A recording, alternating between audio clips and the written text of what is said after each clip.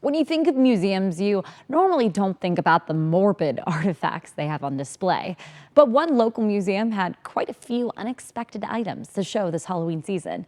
Our Noelle Friel reports. In honor of Halloween, the Neville Public Museum is sharing some of its most morbid artifacts from Green Bay history.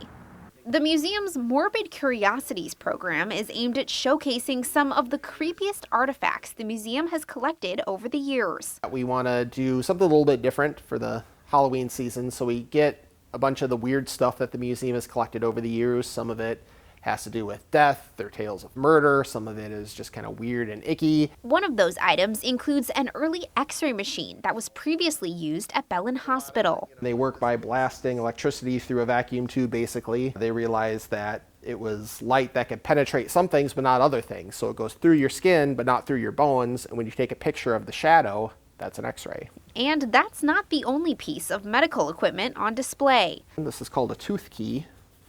You can imagine what it's for. So at the dentist, they figured this was a more kind of humane and hygienic way to pull a tooth. You lock this onto the tooth, and then as you turn it, it applies the force. Kind of see how that would work, and hopefully pulls your tooth right out. Other items include artifacts from long-standing Green Bay business, the Menger Casket Company. We kind of talk about funeral practices over the years and some funeral traditions. Like from the Victorian age, there's definitely a lot of weird ones that people like to see. As well as artifacts from Fort Howard, which was built in Green Bay during the War of 1812. There was a lot of murders that happened at the fort. It was rough times back in the early 1800s, so a lot of stories of soldiers fighting with each other and ultimately, in some cases, killing each other.